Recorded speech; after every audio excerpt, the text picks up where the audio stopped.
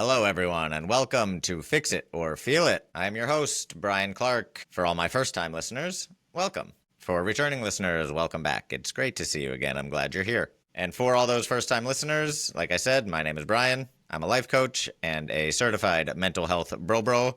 And with this podcast, I am hoping to heal the world through some shared tips, stories, and experiences about my life. And maybe they will resonate with your life. And then maybe we can create a small community around here where we can support and help each other. And like I said, heal the friggin' world. So if it is your first time here and you would like some of those tips on how to be a person better, not how to be a better person, that's a different thing, but how to be a person better, go ahead and give me a like, give me a follow, anywhere that you listen. It is super helpful, and I would greatly appreciate it, and love you forever. And now let's get into the show. All right, everyone, I gotta tell you, I am tired today.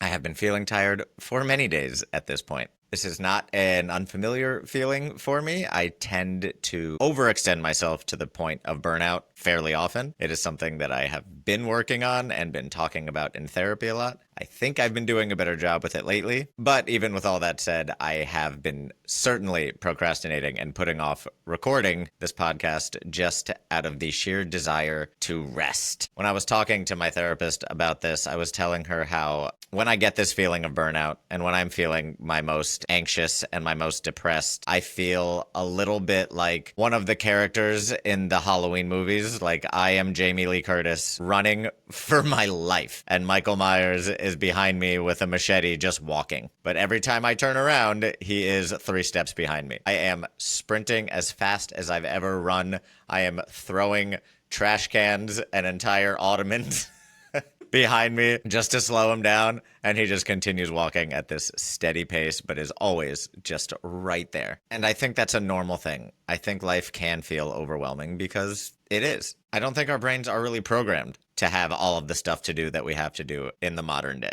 Our brains were programmed to live outside. Yes, they were programmed to be scanning for threats and to be looking for food and water and sustenance and make sure that everybody is safe. But I don't think they were quite wired for what feels like this constant onslaught of responsibility. Maybe I'm wrong. I certainly wouldn't trade this existence for one thousands of years ago. But between work and a social life and home maintenance and taxes and how many times a day I have to log into my various accounts and reset passwords, I mean, there is nothing in this world that makes me want to enter a sensory deprivation tank and never come out, like having to log in and out of accounts and forgetting passwords and resetting passwords. But through telling my therapist about this whole Halloween Michael Myers chase scene that I have going on in my head, we got to someplace really, really helpful for me, which is why I think I have been handling this burnout feeling a lot better than I have in the past. And what she said to me was, like, after I had kind of explained to her all of the things that I was doing throughout the day, she just took a second to be like, hey, you should know that you're doing a lot. Like, the second she said that, I felt like I breathed for the first time in a while. Like, you know that feeling where you yawn and then your ears pop and you're like, oh my God, I can hear for the first time in months. How long have I not been hearing for? Like, I just felt a deep breath like I hadn't felt in a long time. Just having somebody else acknowledge, like, oh, okay, because it feels like a lot, but maybe it's not. I don't know. Maybe this is just what normal people do. And she gave me that little affirmation that, like, hey, you're doing a lot. And it's okay to be feeling the way that you're feeling. But then we started to dig into why I felt the need to do a lot of these things. Not all the things that I'm doing throughout the day are things that I have to do. A lot of them are kind of coping mechanisms that I had developed over the years to deal with depression and anxiety. I had myself go for a walk for an hour every single day. Made sure that I was foam rolling and stretching and working out for 1 to 2 hours almost every single day. And not to mention that I have a very physical job where I am outside and basically exercising for 5, 6, sometimes 7 hours a day. And then, like I said, on top of that, I just have to be a person. I have to do laundry and clean and cook my meals. So we started to get into why I felt the need to do all of these things. And she kind of had me reevaluate, how much do I still need to be doing these things with this much frequency? Like, I developed these things as coping mechanisms for these issues that I was having 7, 8, 9 years ago. Do I still have that level of anxiety that I need to be so incredibly active that I can't just sit with my thoughts for a little bit? Have I reached a place in my physical health where I don't feel the need to work out so often on top of all of the physicality of my job? And the answer to those things was yes. I am not as anxious as I was 8 years ago. I actually took one of these little like tests that they send you on the therapy app, and I was actually shocked that it came back, you have no anxiety, because I'm somebody who's had panic attacks in the past. I'm somebody who feels certainly anxious sometimes, but I do not have that level of anxiety anymore, which is a relief. And which also means that I don't need to employ all of these methods to keep that anxiety at bay. So that's the thing that I've been doing these last few weeks, is trying to find a little more balance and considering, do I need to employ one of these tools to fix something that really might not need to be fixed right now? And lately I've been doing pretty good. So the answer to those things is no. So it's okay to reevaluate, to think about who you are doing these things for. Are you still chasing a goal that maybe the you that made that goal doesn't even exist anymore? You're a different you 3 years later, 5 years later. And the other kind of mindset shift that we used with these things that I was doing is, okay, if I am treating these things like this extra exercise or these walks I'm taking, if I am treating them as tools or as something that I have to do to feel good, now I am less likely to want to do them. Nobody wants to do the things they have to do. I was listening to Jimmy Kimmel on a podcast, and he was like, the second it's on the calendar, I don't want to do it. And I can very much relate to that. When it is something that we have to do, we turn into petulant little children that go, no, I don't want to do that. I want to do what I want to do. So that's the shift. Am I working out because I have to work out? Or am I working out because I like to? It gives me something. I know I've said in the past that I really don't like working out, which I kind of don't like the act of it. But there are elements of it that I do like, and I can choose to focus on the parts that I do like. I can choose to think of it as meditation. Am I doing this whole podcast thing because I have to? Certainly not. It's not making me any money. Maybe it will in the long run, which would be great. But I am doing it because I like to. It's fun. So shifting I have to I get to is like one of those really simple and common therapy exercises that is almost annoying at how effective it is. I actually realized this last night while I was thinking about recording this today and thinking about that conversation with my therapist and how I'm employing these old habits for the me now. One of the reasons that I had so much trouble letting go of these old habits is because of an old habit itself, and that other old habit is not trusting myself. I was having a hard time letting go of some of these routines because I didn't trust myself to be okay without them. And that's because historically I have not been able to trust myself. Whenever I told myself I was going to drink less, or I was going to stop binge eating, or I was going to start working out, or I was going to do a better job at keeping my promises, I was historically not doing those things. And I taught myself that I can't trust myself. So even now, at a healthier time in my life, I was having a hard time trusting myself to be okay without checking all of the boxes. And it's actually been a really nice few weeks to say, okay, I'm feeling tired. I'm feeling burnt out. I'm not going to work out today. And I can trust myself to say, just because I'm not working out doesn't mean I'm going to throw the whole day away. It doesn't mean I'm going to call out of work and I'm going to shut the blinds and I'm going to order Uber Eats 4 times in one day, 3 of those times being multiple pints of ice cream, which I do.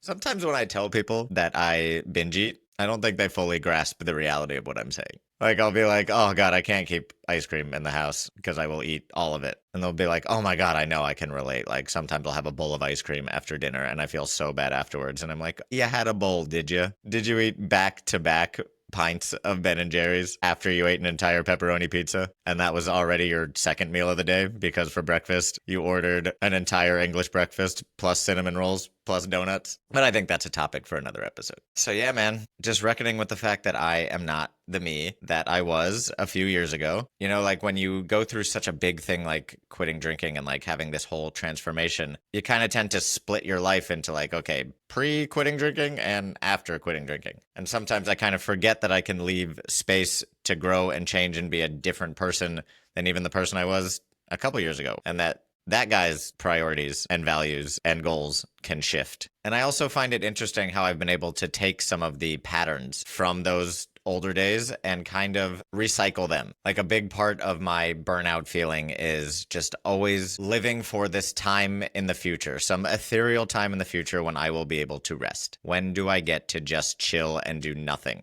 And it's looking forward like to every single weekend going like, oh, once I'm done with all this stuff, like on Sunday, I'll be able to just lay down and do nothing and unsubscribe from life. And that is the pattern of my old drinking habits. I was always smart enough to know that I couldn't handle drinking every day. Not the way that I did it. I wouldn't be able to work. I wouldn't be able to function as a person if I was as hungover as I was every single day. So I would always be looking forward to the weekend to do my favorite thing. And now I still kind of do that. I still am always looking ahead and looking forward to the weekend and looking forward to the time where I don't have to work and I just get to chill. And I think that's fine, but not when it limits my ability to enjoy life presently. If you are constantly looking ahead at some fantasy reality that may never exist, then you are clearly not enjoying the life that you're currently living. I mean, what's that like old dad kind of saying? Like, if you got one foot in the past and one foot in the future, you're shitting on the present, something like that. I mean, dads aren't always wrong. Sometimes they get it. I remember a bunch of years ago, I was dating somebody that liked to go fishing. It was not a long relationship, but then I was left with a fishing rod. So I was like trying to do that thing where you convince yourself that you didn't just buy the fishing rod because she was into it. It's like, no, because I like it.